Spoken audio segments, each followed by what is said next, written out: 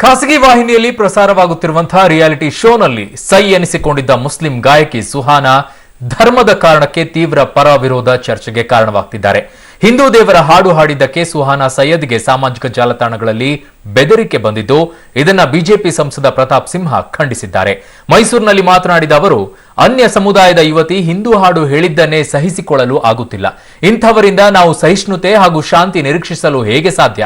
ಇತರೆ ಸಮಯದಲ್ಲಿ ಚಿಂತಕರೆಂದು ಬಾಯಿ ಬಡಿದುಕೊಳ್ಳುವವರು ಈಗ ಎಲ್ಲಿ ಹೋಗಿದ್ದಾರೆ? ಸಾಹಿತಿಗಳಾದ ಪ್ರೊಫೆಸರ್ ಕೆಎಸ್ ಭಗವಾನ್, ಜಿಕೆ ಗೋವಿಂದರಾಜು, ಗಿರೀಶ್ ಕಾರ್ನಾಡ್ ಎಲ್ಲಿ? ಕೆಲ ಲದ್ದಿ ಜೀವಿಗಳಿಗೆ ಸಂಗೀತದ ಮಹತ್ವ ಗೊತ್ತಿಲ್ಲ ಅಂತ ಟೀಕಿಸಿದ್ದಾರೆ. ಜಿ ಸರಗಮಪದಲ್ಲಿ ಸುಹಾನಾ ಸೈಯದ್ ಹಾಡಿದ್ದನ್ನು ಕೂಡ ನಾನು ನೋಡಿದೆ. ಆ ಶ್ರೀಕಾರನೆ ಅಂತ ಹೇಳಿ ಬಹಳ ಭಕ್ತಿಯಿಂದ ಎಂತವರ ಮನಸ್ಸಿಗೂ ಒಂದು ಸ್ಪರ್ಶಿಸಬೇಕು ಆ ರೀತಿ ಬಹಳ ಅದ್ಭುತವಾಗಿ ಆಕೆ ಹಾಡು ಹೇಳಿದ್ಲು. ನಾನು ಕೂಡ ನನ್ನ ಫೇಸ್ಬುಕ್ ಅಲ್ಲಿ ಕೂಡ ಅದನ್ನ ಶೇರ್ ಮಾಡಿದ್ದೆ. ಇಡೀ ಕರ್ನಾಟಕದಲ್ಲಿ ಮನೆ ಮಾತಾದ್ಲು. ಆದ್ರೆ ನನಗೆ ಬಹಳ ಆಶ್ಚರ್ಯದ ಸಂಗತಿ ಏನಂತಂದ್ರೆ, ಅನ್ಯ ಧರ್ಮದ ಒಂದು ದೇವರನ್ನ ಸ್ತುತಿಸುವಂತಹ ಗೀತೆಯನ್ನ ಹಾಡಿದ್ರೇನೆ ಸಹಿಸಿಕೊಳ್ಳದಿದ್ದಂತಹ ಇಂತಹ ವ್ಯಕ್ತಿಗಳಿಂದ ನಾವು ಸಹಿಷ್ಣುತೆ ಸಹಬಾಳ್ವೆಯನ್ನ ನಿರೀಕ್ಷೆ ಮಾಡ್ಲಿಕ್ಕೆ ಸಾಧ್ಯ ಇದೆಯಾ? ಮಾತೆತ್ತಿದ್ರೆ ಹಿಂದೂ ಧರ್ಮದ ಬಗ್ಗೆ ಮಾತಾಡ್ತಾರೆ, ಹಿಂದೂಗಳಿಗೆ ಪಾಠ ಹೇಳ್ಕೊಡಂತ ಹೋಗ್ತಾರೆ. ಯಾರು ಅಂತಂದ್ರೆ ನಾವು ವಿಚಾರ ವ್ಯಾಧಿಗಳು ಅಂತ ಕರಿತೀವಿ, ಲದ್ದಿ ಜೀವಿಗಳು ಅಂತ ಕರಿತೀವಿ ನಾವು ಅವ್ರನ್ನ. ಮೌನಕ್ಕೆ ಶರಣಾಗುವ ಮುಖಾಂತರ ಇವತ್ತು ಸಾಬೀತು ಮಾಡಿದ್ದಾರೆ. ನ್ಯಾಷನಲ್ ಚಾನೆಲ್ ನಲ್ಲೂ ಕೂಡ ಆಕೆಯ ವಿರುದ್ಧ ಪ್ರಾರಂಭವಾದಂತ ಒಂದು ಹೇಟ್ ಕ್ಯಾಂಪೇನ್ ಇದೆ, ಅದ್ರ ಬಗ್ಗೆ ವರದಿ ಆಯಿತು. ಟ್ವಿಟರ್ ನಲ್ಲಿರುವಂತ ದೊಡ್ಡ ದೊಡ್ಡ ಸೆಲೆಬ್ರಿಟೀಸ್ ಕೂಡ ಖಂಡಿಸಿದ್ರು ಅದನ್ನ. ಆದ್ರೆ ನಮ್ಮಲ್ಲಿ ಮಾತೆತ್ತಿದ್ರೆ ಆಗಾಗ ಬಾಯಿ ತೆರಿತಾ ಇರುವಂತ ಭಗವಾನ್ ಇರ್ಬೋದು, ಈ ಜಿಕೆ ಗೋವಿಂದರಾವ್ ಇರ್ಬೋದು, ಗಿರೀಶ್ ಕಾರ್ನಾಡ್ ಇರ್ಬೋದು, ಅಥವಾ ಇನ್ಯಾರು ನಾನು ಬಹಳ ಜನ ಹೆಸರು ಹೇಳಲಿಕ್ಕೆ ಹೋಗುದಿಲ್ಲ, ಯಾಕೆಂದ್ರೆ ಅವ್ರ ಹೆಸರಲಿಕ್ಕೆ ಕೂಡ ಅಯೋಗ್ಯರವರು. ಅವರೆಲ್ಲ ಇವತ್ತವರೆಗೂ ಇಷ್ಟಾದ್ರೂ ಕೂಡ ನಮ್ಮ ಕರ್ನಾಟಕದ ಒಂದು ಹೆಣ್ಮಗಳು, ಅವಳಿಗೆ ಒಂದು ಅಂದ್ರೆ ಜೀವಕ್ಕೆ ಇವತ್ತು ಆ ಕುಟುಂಬಕ್ಕೂ ಕೂಡ ಜೀವಕ್ಕೆ ಅಪಾಯ ಎದುರಾಗಿದೆ. ಇಷ್ಟಾಗಿಯೂ ಕೂಡ ಮಾತಾಡ್ತಾ ಇಲ್ಲ ಅಂತ ಹೇಳಿದ್ರೆ, ಇವರಲ್ಲಿ ಈ ಸಹಿಷ್ಣುತೆಯ ಪಾಠ, ಸರ್ವಧರ್ಮ ಸಹಿಷ್ಣುತೆ, ಎಲ್ಲರೂ ಕೂಡಿ ಬಾಳ್ಬೇಕು, ಈ ಪಾಠ ಎಲ್ಲ ಮರ್ತೋಗ್ಬಿಡ್ತೇವೆ ಇವರಿಗೆ. ಇವರ ನಿಜವಾದ ಗೋಸಂಬೆತನ ಅನ್ನೋದು ಸುಹಾನಾ ಸೈಯದ್ ವಿಷಯದಲ್ಲಿ ಇವರು ಬಾಯಿ ಮುಚ್ಕೊಂಡಿರೋದು ನೋಡಿ ಮತ್ತೊಮ್ಮೆ ಬಹಿರಂಗವಾಗಿದೆ. ಸುಹಾನಾ ಸೈಯದ್ ಅದು ಬಹಳ ತಪ್ಪು. ಅದು ಯಾಕೆಂದ್ರೆ ಕಲೆಗೆ, ಸಂಸ್ಕೃತಿಗೆ, ಸಾಹಿತ್ಯಕ್ಕೆ ಧರ್ಮ ಭಾಷೆ ಅಡ್ಡ ಬರಬಾರ್ದು, ಬಂದಿಲ್ಲ ಈ ದೇಶದಲ್ಲಿ. ಭಾರತದಲ್ಲಿ ಹೇಗೆ ಎಲ್ಲ ಸರ್ವಧರ್ಮಗಳ ಸಹಿಷ್ಣುತೆ ಇದೆಯೋ ಅದೇ ರೀತಿ ಸಾಹಿತ್ಯ, ನೃತ್ಯ, ಸಂಗೀತ, ಕಲೆ, ಇದಕ್ಕೆ ಭಾಷೆ ಅಡ್ಡ ಇಲ್ಲ. ಸೊ ಹಾಗಾಗಿ ಅದು ಸರಿಯಲ್ಲ. ಈ ಸೋಷಿಯಲ್ ಮೀಡಿಯಾಗಳಿಂದ ಎಲ್ಲ ಕೊಲಿಗೆಟ್ಟು ಹೋಗ್ತಾ ಇದ್ದಾರೆ. ಏನು ಆ ಎಮ್ಮನ್ಗೆ ಯಾರಾದ್ರೂ ಕೂಡ ನೋವು ಕೊಡೋದು. ಇವತ್ತು ಯಾರು ಈ ರೀತಿ ಫೇಸ್ಬುಕ್ ನಲ್ಲಿ ಧಮಕಿ ಮತ್ತು ಈ ರೀತಿ ಮಾನಸಿಕ ಒತ್ತಡ ಮತ್ತು ಕಿರುಕುಳ ಕೊಡ್ತಾರ, ಅವರು ಇದಕ್ಕೆ ಕಠಿಣವಾದ ಕ್ರಮ ಕೈಗೊಳ್ಳಬೇಕು. ಅದು ಎಲ್ಲರಿಗೂ, ಯಾರು ಒಬ್ರು ಇಬ್ಬರು ಅದನ್ನು ಮಾಡಿರ್ಬೋದು, ಅದೆಲ್ಲರಿಗೂ ತರಲಿಕ್ಕೆ ಆಗ್ಲಿಲ್ಲ. ಈಗ 99% ಉತ್ತೊಬ್ಬರು ಯಾರಿದ್ದಾರೆ ಅವರು ಒಟ್ಟಾಗಬೇಕು. ಮತ್ತೆ ಈ ರೀತಿ 1% ಯಾರು ಸಮಾಜದಲ್ಲಿ ಇವತ್ತು ಸಮಸ್ಯೆ ಉಂಟು ಮಾಡ್ತಾರೆ ಅವರಿಗೆ ತಕ್ಕವಾದ ಶಿಕ್ಷಣ ಒಳಪಡಬೇಕು. ಸಮಾಜದಲ್ಲಿ ಅಶಾಂತಿ ಮತ್ತು ಈ ರೀತಿ ಆಧುನಿಕ ಮತ್ತು ತಂತ್ರಜ್ಞಾನ ಬಳಸಿಕೊಂಡು ಅದನ್ನು ಪ್ರಯೋಜನ ಮಾಡುವ ಬದಲು ಜನಸಾಮಾನ್ಯರಿಗೆ ತೊಂದರೆ ಕೊಡುವಂತ ಯಾರು ಹಮ್ಮಿಕೊಳ್ತಾರ ಅಂತವ್ರ ವಿರುದ್ಧ ಇವತ್ತು ಕಠಿಣ ಕ್ರಮ ಕೈಗೊಳ್ಳಬೇಕಾಗ್ತದೆ. ಎಸ್, ನಮ್ಮ ಜೊತೆಗೆ ಬಿಜೆಪಿ ಸಂಸದರಾಗಿರುವಂತಹ ಪ್ರತಾಪ್ ಸಿಂಹ ಅವರು ನಮ್ಮ ಜೊತೆಗೆ ದೂರವಾಣಿ ಸಂಪರ್ಕಕ್ಕೆ ಸಿಕ್ಕಿದ್ದಾರೆ. ಸರ್, ನಮಸ್ಕಾರ. ನಮಸ್ಕಾರ. ಹೇಳಿ. ಈ ರೀತಿಯಾಗಿ ಸುಹಾನಾ ಸೈಯದ್ ಬಗ್ಗೆ ಒಂದಿಷ್ಟು ಸೋಷಿಯಲ್ ಮೀಡಿಯಾದಲ್ಲಿ ಬೆದರಿಕೆಗಳನ್ನು ಹಾಕ್ತಾ ಇರೋದಕ್ಕೆ ನೀವು ಟೀಕೆಯನ್ನ ಮಾಡಿದ್ರಿ.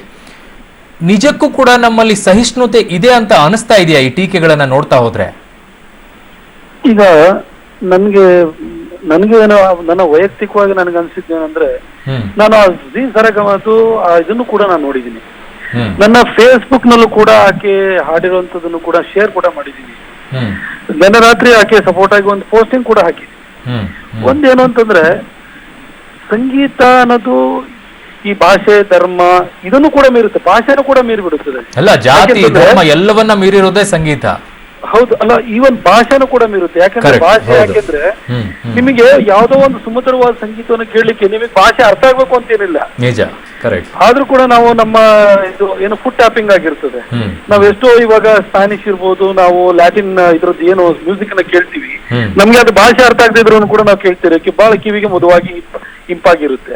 ಹೌದು. ಆಕೆ ಶ್ರೀಕಾರನೆ ಅಂತ ಹೇಳಿ ಬಹಳ ಶಾಸ್ತ್ರೋಕ್ತವಾಗಿ ಲಯಬದ್ಧವಾಗಿ ಹಾಡಿದ್ದು ನೋಡಿದಾಗ ಒಂದು ಅಂದ್ರೆ ಈ ಏನು ಸಂಗೀತವನ್ನ ಈ ಜಾತಿ ಧರ್ಮ ಇದರ ಚೌಕಟ್ಟಿನ ಆಚೆಗೆ ನೋಡಿ ಅದನ್ನ ಆಕೆ ಒಲಿಸ್ಕೊಳ್ಳಿಕ್ಕೆ ಪ್ರಯತ್ನ ಪಟ್ಲಲ್ಲ, ಆಕೆ ಬಗ್ಗೆ ನಮ್ಗೆಲ್ರಿಗೂ ಕೂಡ ಹೆಮ್ಮೆ ಅನಿಸ್ತು. ಹಾಗಾಗಿ ಅಲ್ಲಿ ಬಂದಂತ ಜಡ್ಜಸ್ಗಳು ವಿಜಯ್ ಪ್ರಕಾಶ್ ಅವರು ಇರ್ಬೋದು, ಅಥವಾ ಅರ್ಜುನ್ ಜನ್ಯ ಅವರು, ರಾಜೇಶ್ ಕೃಷ್ಣನ್ ಅವರು ಎಲ್ಲರೂ ಕೂಡ ಅಪ್ರಿಶಿಯೇಟ್ ಮಾಡಿದ್ರು. ನಾವು ಕೂಡ ಸಾಮಾನ್ಯ ಜನರು ಕೂಡ ಕೇಳುಗರು ನೋಡುಗರಾಗಿ ನಾವು ಕೂಡ ಅದನ್ನ ಅಪ್ರಿಶಿಯೇಟ್ ಮಾಡಿದ್ರು. ಬಹಳ ನನ್ಗೆ ಏನು ಆಶ್ಚರ್ಯ ಅಥವಾ ದಿಗ್ಭ್ರಮೆ ತರಿಸಿದ ಸಂಗತಿ ಏನಂತಂದ್ರೆ, ಫೇಸ್ಬುಕ್ ನಲ್ಲಿ ಕೆಲವು ಪೇಜ್ಗಳು ಇದೆ. ನೀವು ಬೇಕಾದ್ರೆ ನಾ ಪೇಜ್ ಹೇಳ್ಬೇಕು ಅಂತ ನೋಡಿದ್ದೀನಿ, ತುಂಬಾ ನೋಡಿದ್ದೀನಿ. ಹೌದು, ಮ್ಯಾಂಗ್ಳೂರ್ ಮುಸ್ಲಿಮ್ಸ್ ಅಂತಲೂ ಇದೆ. ಅಲ್ಲಿ ಎಷ್ಟು ಕೆಟ್ಟದಾಗಿ ಆಕೆ ಬಗ್ಗೆ ಹೇಳಿದಾಳೆ ಅಂದ್ರೆ, ಆಕೆ ಏನೋ ಧರ್ಮ ನಿಂದನೆಯನ್ನು ಮಾಡ್ಬಿಟ್ಟಿದ್ದಾಳೆ. ಏನೋ ಅನ್ಯ ಧರ್ಮದ ಒಂದು ದೇವರನ್ನ ಸ್ತುತಿಸುವಂತಹ ಒಂದು ಶ್ರೀಕಾರನೆ ಅಂತ ಹೇಳಿದ ಕೂಡಲೇ ಏನೋ ಅವರ ಧರ್ಮಕ್ಕೆ ಒಂದು ನಿಂದನೆ ಮಾಡ್ಬಿಟ್ಟಿದ್ದಾಳೆ ಅನ್ನೋ ರೀತಿಯಲ್ಲಿ ಅಲ್ಲಿ ಪೋಸ್ಟಿಂಗ್ ಗಳನ್ನ ಹಾಕಿದ್ದಾರೆ. ಇದು ನನ್ಗೆ ಇಲ್ಲಿ ಅನ್ನಿಸ್ತಾ ಇರೋ ಸಂಗತಿ ಏನು ಅಂತಂದ್ರೆ, ಇವತ್ತು ನಮ್ಮ ದೇಶದಲ್ಲಿ 125 ಕೋಟಿ ಜನಸಂಖ್ಯೆ ಇದೆ, ಎಲ್ಲ ಜಾತಿ ಧರ್ಮದವರು ಇದ್ದಾರೆ. ಈ ಸಹಿಷ್ಣುತೆ ಸಹಬಾಳ್ವೆ ಅನ್ನೋದು ಅದನ್ನ ಯಾವಾಗ್ಲೂ ಕೂಡ ಮೆಜಾರಿಟಿ ಕಮ್ಯುನಿಟಿಗೆ ಹೇಳ್ಕೊಡೋದು ಇಲ್ಲ, ಅದು ಹೆಸರಿಗೆ ಮಾತ್ರ ಅಂತ ಅನಿಸ್ಬಿಡ್ತಾ ಇದೆ, ಪುಸ್ತಕದಲ್ಲಿ ಮಾತ್ರ ಆಗ್ತಾ ಇದೆ ಅದು. ಹೌದು, ಖಂಡಿತ. ಈಗ ಸಹಬಾಳ್ವೆ ಅನ್ನೋದು ಇಲ್ಲಿ ಏನು ಮೈನಾರಿಟಿ ಅಂತ ಅನ್ಸ್ಕೊಂಡಿರೋರಿಗೆ ಇವತ್ತು ಸಹಬಾಳ್ವೆ ಅನ್ನೋದಿಲ್ಲ, ಅವ್ರ ಹತ್ರ ಇಷ್ಟತೆ ಇಲ್ಲ ಅಂತಂದ್ರೆ ಇದ್ರ ಅರ್ಥ ಏನು? ಆಮೇಲೆ ಮತ್ತೆ ನಾನು ಈಗ ಆಲ್ರೆಡಿ ಪ್ರಶ್ನೆ ಮಾಡಿದ ಹಾಗೆ, ನಮ್ಮ ಧರ್ಮದಲ್ಲಿ ಇರುವಂತಹ ಹುಳುಕುಗಳನ್ನ ಎತ್ತಿ ತೋರ್ಸೋದು ಖಂಡಿತ ನಾನು ತಪ್ಪು ಅಂತ ಹೇಳಲ್ಲ. ಯಾವುದೇ ಧರ್ಮ ಆಗ್ಲಿ ಕಾಲದ ಜೊತೆ ಹೆಜ್ಜೆ ಹಾಕ್ಬೇಕಾಗುತ್ತೆ. ಇದು ಮೊದಲನೇ ಅಲ್ಲ, ನಮ್ಮಲ್ಲಿ ಶಿಶುನಾಳ್ ಶರೀಫ್ ಇದ್ದಾರೆ, ಬಿಸ್ಮಿಲ್ಲಾ ಖಾನ್ ಅವರಿದ್ದಾರೆ, ಇನ್ನೊಂದು ಬಾಂಬೆಯಲ್ಲಿ ಇದ್ದಂತ ಹುಡುಗಿ ಮಹಾರಾಷ್ಟ್ರದಲ್ಲಿ ಮರಿಯಂ ಆಸಿಫ್ ಸಿದ್ದಿಕ್ಕಿ 12 ವರ್ಷದವಳು ಭಗವದ್ಗೀತೆಯನ್ನ ಪೂರ್ತಿಯಾಗಿ ಪಠಣ ಮಾಡಿದ್ಲು. ಇದೆಲ್ಲ ನೋಡ್ತಾ ಇದ್ರೆ ಒಂದ್ ರೀತಿಯಾಗಿ ಎಲ್ಲರೂ ಕೂಡ ಒಂದಾಗಿ ಬಾಳೋಣ ಅನ್ನೋ ಒಂದು ಸಂದೇಶ ಸಾರಬೇಕೆ ಹೊರತು ಈ ರೀತಿಯಾಗಿ ಜಗಳ ಮಾಡೋದಲ್ಲ ಅಂತ ಅನ್ಸುತ್ತೆ. ಖಂಡಿತ ಇದು ಈ ಮ್ಯೂಸಿಕ್ ಅನ್ನೋ ಒಂದು ವಿಚಾರದಲ್ಲಿ ಈ ತಾರತಮ್ಯಗಳಿರಲಿಲ್ಲ. ನಿಮಗೆ ಇನ್ನೊಂದು ಉದಾಹರಣೆನ ಕೊಡ್ಬೇಕು ಅಂತಂದ್ರೆ, ಮಹಾರಾಷ್ಟ್ರದಲ್ಲಿ ಶಿವಸೇನೆ ಮತ್ತು ಬಿಜೆಪಿ ಸರ್ಕಾರ ಇತ್ತು. ಬಾಳ ಠಾಕ್ರೆ ಬಹಳ ಪ್ರಖರವಾದ ಹಿಂದುತ್ವವಾದಿ ಅಂತ ಹೇಳ್ಬಿಟ್ಟು ಎಲ್ಲರಿಗೂ ಜನಜನಿತವಾದಂತ ವ್ಯಕ್ತಿ. ಆ ಸಂದರ್ಭದಲ್ಲಿ ಮೈಕಲ್ ಜಾಕ್ಸನ್ ಮುಂಬೈಗೆ ಬಂದಾಗ ಬಾಲ್ ಠಾಕ್ರೆ ಅವ್ರನ್ನ ರಿಸೀವ್ ಮಾಡ್ಕೊಳ್ತಾರೆ. ಆಗ ಜನ ಎಲ್ಲ ಕೇಳಿದ್ರು, ನೀನೊಬ್ಬ ಪ್ರಖರ ಹಿಂದುತ್ವವಾದಿಯಾಗಿ ಇದು ವೆಸ್ಟರ್ನ್ ಮ್ಯೂಸಿಕ್ ಪಾಪ್ ಇದನ್ನ ಹೆಂಗ್ ಒಪ್ಕೊಂಡೆ ಅಂತ ಕೇಳಿದಾಗ ಬಾಲ್ ಠಾಕ್ರೆ ಹೇಳ್ತಾರೆ, ಮ್ಯೂಸಿಕ್ ಹ್ಯಾಸ್ ನೋ ರಿಲಿಜನ್ ಅಂತ ಹೇಳಿದ್ರು. ಎಕ್ಸಾಕ್ಟ್ಲಿ ಬಾಲ್ ಠಾಕ್ರೆನೇ ಒಪ್ಕೊಳ್ತಾರೆ ಅಂತ ನೀವು ಪ್ರಖರ ಹಿಂದುತ್ವವಾದಿ ಅಂತ ಅನ್ಕೊಂಡಿದ್ದಂತ ವ್ಯಕ್ತಿನಿ.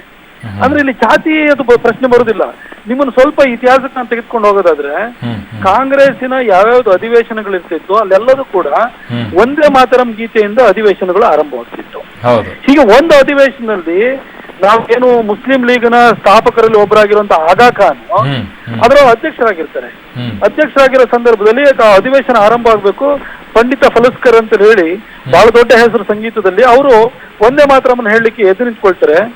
ಆಗ ಆಗಾ ಖಾನ್ ಅಧ್ಯಕ್ಷರಾಗಿದ್ದಂತವ್ರು ಸ್ಟಾಪ್ ಮಾಡ್ತಾರೆ, ಇದನ್ನ ಹಾಡಬೇಡಿ, ನಾವು ಇಸ್ಲಾಮಿನಲ್ಲಿ ಸಂಗೀತ ನಿಷಿದ್ಧ ಅಂತ ಹೇಳ್ತಾರೆ.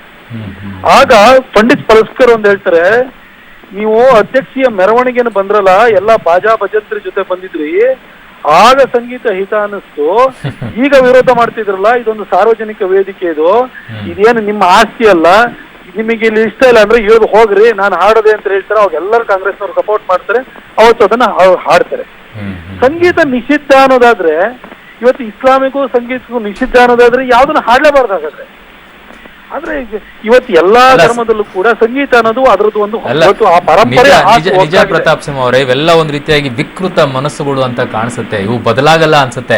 ಇತಿಹಾಸದಲ್ಲೂ ನೋಡಿದೀವಿ, ಮುಂದೆಯೂ ಅದೇ ರೀತಿಯಾಗಿ ಮುಂದುವರಿಯುತ್ತೆ ಕಾಣಿಸ್ತದೆ, ಈಗಲೂ ಹಾಗೆ ಇದೆ ಅಂತ ಕಾಣಿಸುತ್ತೆ.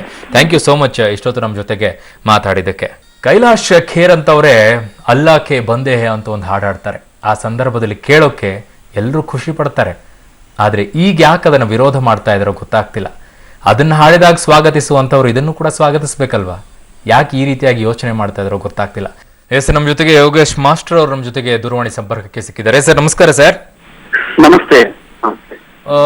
ಯಾಕೆ ಈ ರೀತಿಯಾಗಿ ವಿಕೃತ ಮನಸ್ಸುಗಳು ನಮ್ಮ ಸಮಾಜದಲ್ಲಿ ಇದೆ ಅಂತ, ಸಂಗೀತವನ್ನ ಕೂಡ ಧರ್ಮದ ಹೆಸರಿನಲ್ಲಿ ಸೇರಿಸ್ಕೊಂಡು ಅಲ್ಲೂ ಕೂಡ ಹೊಲಸು ರಾಡಿಯನ್ನ ಏರಿಸ್ತಾರಲ್ಲ, ಯಾಕೆ ಸರ್ ಇದು?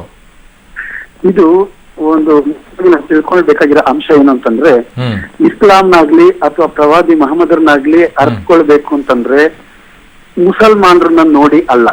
ಹ್ಮ್ ಹಾಗೆ ಈ ಈ ಸಾಂಪ್ರದಾಯಿಕ ಮನಸ್ಥಿತಿಗಳು ಏನಿದೆಯೋ, ಹ್ಮ್ ಈ ಇಸ್ಲಾಂನಲ್ಲಿ ಕಟ್ಟಿಕೊಟ್ಟಿರುವಂತಹ ನೈತಿಕ ಚೌಕಟ್ಟನ್ನ ಹ್ಮ್ ಬೇರೆ ರೀತಿಯಲ್ಲಿ ಅಪಾರ್ಥದ ರೀತಿಯಲ್ಲಿ ಬಿಂಬಿಸ್ತಾ ಇರುವಂತವ್ರು ಒಂದು ಸ್ಪಷ್ಟವಾಗಿ. ಹ್ಮ್ ಮತ್ತೆ ಕಲಾವಿದರಿಗೆ ಯಾವುದೇ ಒಂದು ಜಾತಿ ಧರ್ಮ ಅನ್ನೋದು ಇಲ್ಲ. ಹೌದು. ಅಷ್ಟೇ. ನಮ್ಮಲ್ಲಿ ಎಷ್ಟು ಜನ ಮೊಹಮ್ಮದ್ ರಫಿ ಮತ್ತೆ ಮೊಹಮ್ಮದ್ ರಫಿ ಅಂತವ್ರು ಅವ್ರು ಯಾವ್ದು ಭಕ್ತಿ ಗೀತೆಗಳನ್ನೇ ಆಡಿಲ್ವೇ, ಅಥವಾ ಅವ್ರು ಅವರಷ್ಟೇ ಯಾಕೆ ಸರ್, ಶಿಶುನಾಳ್ ಶರೀಫ್ ಇದ್ದಾರೆ, ಬಿಸ್ಮಿಲ್ಲಾ ಖಾನ್ ಅವರು ಇದ್ದಾರೆ. ಅಲ್ಲ, ಅದು ಇದು ವಿಕೃತ ಮನಸ್ಥಿತಿ ಅನ್ನೋದಕ್ಕಿಂತ ವಿಕಾಸಕ್ಕೆ ತೆರೆದುಕೊಳ್ಳೋದಕ್ಕೆ ಸಾಧ್ಯವೇ ಇಲ್ಲದಿರುವಂತಹ ಮನಸ್ಥಿತಿಗಳು ಇವು. ಈ ಸಂಗೀತಗಾರರಿಗೆ ಮತ್ತೆ ಕಲಾವಿದರಿಗೆ ಈ ಧಾರ್ಮಿಕ ಚೌಕಟ್ಟುಗಳನ್ನ ಕಲ್ಪಿಸೋದು ಅಥವಾ ಕಟ್ಟಿಸೋದು, ಇವರು ತಮ್ಮ ಬೆಳವಣಿಗೆಯನ್ನ ತಾವು ಒಳಗೊಳ್ಳುವಿಕೆಯಾಗಿರಬಹುದಾದ ಪ್ರಕ್ರಿಯೆಗಳನ್ನ ತಾವೇ ಕಡ್ಕೊಳ್ತಾ ಇರೋದು ಅಂತ. ಸೇತುವೆಗಳನ್ನ ಕಟ್ಟಬೇಕಾಗಿರೋ ಜಾಗದಲ್ಲಿ ಇವರು ಕಂದಕಗಳನ್ನ ಕಟ್ಕೊಳ್ತಾ ಇದ್ದಾರೆ. ಇದರಿಂದ ತುಂಬಾ ಇನ್ನೂ ಎಡವಟ್ಟುಗಳಾಗ್ತವೆ ಹೊರತು ಸೌಹಾರ್ದ ಸಹಾಯ ಇಲ್ಲ ಅಂತ ಹೇಳಿ ನನ್ನ ಅನಿಸಿಕೆ. ಅಲ್ಲ, ಡಾಕ್ಟರ್ ರಾಜ್ಕುಮಾರ್ ಅವರೇ ಆಡಿದ್ರು ಅಲ್ಲ ಅಲ್ಲ ನೀನೇ ಎಲ್ಲ ಅಂತ ಹೇಳಿ, ಅವಾಗ್ಲೇನೆ ಒಂದ್ ಸಾಂಗ್ ಆಡಿದ್ರು. ಸರಿ, ಇವರು ನಾವು ಅವರು ಹೇಳುವ ಪ್ರಕಾರ, ಯಾರು ಮುಸಲ್ಮಾನ ಮೂಲಭೂತವಾದಿಗಳು ಯಾರು ಈ ಸಂಗೀತ ಹಾಡಿರುವ ಮಗುವನ್ನ ದೂರ್ತಾ ಇದ್ದಾರೋ ಅವ್ರ ಪ್ರಕಾರ ಯಾರು ಬೇಕಾದ್ರೂ ಏನಾರು ಹಾಡ್ಕೊಳ್ಳಿ, ನಾವು ಹಾಡಬಾರ್ದು ಅಂತ ಅನ್ನುವಂತ ಮನಸ್ಥಿತಿ ಇವರು. ಅದನ್ನ ನಾವು ಖಂಡಿಸಬೇಕಾಗಿರೋ ಅವಶ್ಯಕತೆ ಇದೆ. ಎಲ್ಲರೂ ವಿರೋಧಿಸ್ತಾ ಇಲ್ಲ ಸರ್, ಎಷ್ಟೋ ಮುಸಲ್ಮಾನ ಬಾಂಧವರು ಕೂಡ ಇದನ್ನ ಸ್ವಾಗತಿಸ್ತಾ ಇದ್ದಾರೆ. ತುಂಬಾ ಅದ್ಭುತವಾಗಿ ಹಾಡಿದಾಳೆ ಅಂತ ಹೇಳಿ. ಕೆಲವರು ವಿಕೃತ ಮನಸ್ಸುಗಳು ಮಾತ್ರ ಈ ರೀತಿ ಹಾಡ್ತಾ ಇದ್ದಾರೆ. ಹಾಗಾಗಿ ಅವ್ರನ್ನ ಅಲಕ್ಷಿಸೋದೇ ನಮ್ಮ ಸರಿಯಾದ ಕ್ರಮ. ಅವ್ರಿಗೆ ನಾವು ಲಕ್ಷಣ ಕೊಡಬಾರ್ದು ಮತ್ತು ಅವರ ಮಾತುಗಳನ್ನ ನಾವು ಪರಿಗಣಿಸಬಾರ್ದು. ಅವರು ಇಸ್ಲಾಂ ಧರ್ಮದ ಅಥವಾ ಮುಸ್ಲಿಮರ ಪ್ರತಿನಿಧಿಗಳು. ಅವರು ಯಾವುದೇ ಒಂದು ಸಾಂಪ್ರದಾಯವಾದಿಗಳು ಮನಸ್ಥಿತಿಗಳಿರ್ತವೆ, ಸಂಪ್ರದಾಯ ಮನಸ್ಥಿತಿಗಳಿರ್ತವೆ. ಅವರು ರೋಗಿಗಳು. ಓಕೆ, ಯೋಗೇಶ್ ಮಾಸ್ಟರ್ ಸರ್, ನೋಡೋಣ. ಒಂದ್ ರೀತಿಯಾಗಿ ಟೀಕೆಗಳನ್ನ ಮಾಡಿದ್ರೆ ಪರವಾಗಿಲ್ಲ, ಬಟ್ ಬೆದರಿಕೆಗಳನ್ನ ಹಾಕ್ತಾರಲ್ಲ, ಅದರಿಂದ ಭಯ ಆಗತ್ತೆ. ಎಲ್ಲೋ ಒಂದು ಕಲಾವಿದೆಗೆ, ಎಲ್ಲೋ ಒಂದು ಪ್ರತಿಭೆಗೆ ಎಲ್ಲೋ ಏಟಾಗತ್ತೆ, ಮಾನಸಿಕವಾಗಿ ನೋವನ್ನು ಅನುಭವಿಸ್ತಾಳೆ ಅನ್ನೋದು ಒಂದೇ ಒಂದು ಕಳಕಳಿ ಅಷ್ಟೇ. ಥ್ಯಾಂಕ್ ಯು ಸೋ ಮಚ್ ಇಷ್ಟೊತ್ತು ಪಬ್ಲಿಕ್ ಟಿವಿ ಜೊತೆಗೆ ಮಾತಾಡಿದ್ದಕ್ಕೆ. ಎಸ್, ಇದೇ ವಿಷಯಕ್ಕೆ ಸಂಬಂಧಪಟ್ಟಂತೆ ಸಂಜೆ 6 ಗಂಟೆಗೂ ಕೂಡ ಧರ್ಮ ಸೆರೆ ಸುಹಾನಾ ಸಫರ್ ಕಾರ್ಯಕ್ರಮ ಪ್ರಸಾರವಾಗುತ್ತೆ. ಮುಸ್ಲಿಂ ಯುವತಿ ದೇವರ ನಾಮ ಹಾಡಿದ್ದು ಮಹಾ ಅಪರಾಧನ ಅನ್ನೋ ಪ್ರಶ್ನೆಯನ್ನ ಇಟ್ಕೊಂಡು, ಜೊತೆಗೆ ಬುರ್ಕಾ ತೊಟ್ಟು ಭಕ್ತಿಗೀತೆಯನ್ನ ಗುನುಗಿದ್ದು ಮಹಾ ಅಪರಾಧನ, ಸಂಗೀತದಿಂದ ಶಾಂತಿ ಸಾರಿದಂತ ಸುಹಾನಾ ವಿರುದ್ಧ ಧರ್ಮ ಸಮರ, ಸರಿಯೇ ಕೋಮುವೇಷ ತೊಟ್ಟ ಮತಾಂಧರ ಟೀಕಾಸ್ತ್ರ. ಇದಕ್ಕೆ ಸಂಬಂಧಪಟ್ಟಂತೆ ಸಂಜೆ 6 ಗಂಟೆಗೆ ಧರ್ಮ ಸೆರೆ ಸುಹಾನಾ ಸಫರ್ ಕಾರ್ಯಕ್ರಮ ಪ್ರಸಾರವಾಗುತ್ತೆ. ತಪ್ಪದೆ ವೀಕ್ಷಿಸಿ. ನಿಸರ್ಗದತ್ತವಾಗಿ ಬರ್ತಿರೋ ಈ ಮಳೆ ಕಥೆಯನ್ನು ನೋಡಲೇಬೇಕು ನಾವು. ಬೆಂಗಳೂರಿನಲ್ಲಿ ಇವತ್ತು ಧಾರಾಕಾರವಾಗಿ ಮಳೆ ಸುರಿತಾ ಇದೆ. ಬೆಂಗಳೂರಿನ ಹಲವೆಡೆಗಳಲ್ಲಿ, ಬಹುತೇಕ ಎಲ್ಲ ಪ್ರದೇಶಗಳಲ್ಲಿ ಒಂದೇ ರೀತಿಯ ವರದಿಗಳು ಬರ್ತಾ ಇವೆ. ವಿಪರೀತ ಮಳೆ. ನಿನ್ನೆ ಮಳೆ ಬಂದಿದ್ದು ಭೂಮಿಯನ್ನು ಒಂದಿಷ್ಟು ತಂಪು ಮಾಡ್ತು, ಆದರೆ ಇವತ್ತು ಒಂದು ಹಬೆ ಇತ್ತು. ಆದರೆ ಇವತ್ತಿನ ಮಳೆ ನಿಜವಾಗಲೂ ಅದರ ತಂಪು ಮಾಡುತ್ತೆ. ಇವತ್ತಿನ ಮಳೆ ಒಂದಷ್ಟು ತಂಪನ್ನು ತರುತ್ತದೆ ಗ್ಯಾರಂಟಿ ಬೆಂಗಳೂರು ನಗರಕ್ಕೆ.